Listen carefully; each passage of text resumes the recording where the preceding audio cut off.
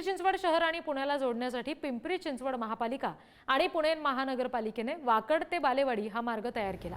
या मार्गाचा लाखो प्रवाशांना फायदा होणार आहे आणि त्यासाठी पिंपरी चिंचवड महानगरपालिकेने मुळा नदीवर पूल बांधून तयार केलाय।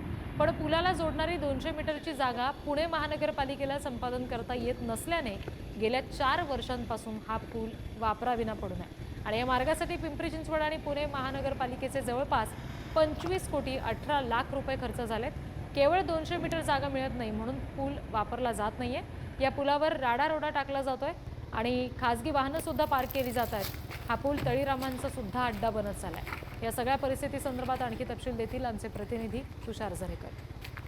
पिंपरी चिंचवड आणि पुणे शहराला जोडणारा वाकड ते बालेवाडी असा पूल गेल्या 4 वर्षापूर्वीच तयार झालाय।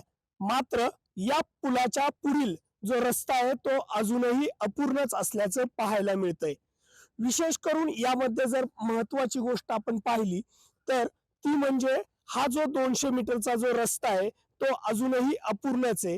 पुणे महानगरपालिकेने संबंधित शेतकऱ्यांशी अनेक वेळा बैठका लावल्या, मात्र त्या बैठकाही निष्फळच ठरल्याचं पाहायला मिळतंय।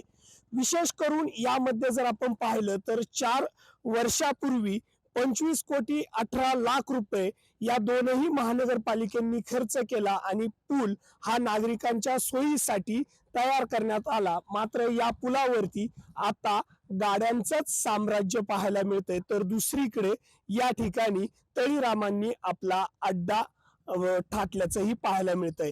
विशेष करून या ठिकाणी जे तळीराम आहेत ते या ठिकाणी येतात आणि याच ठिकाणी मद्यपानही करताना पाहायला मिळाले।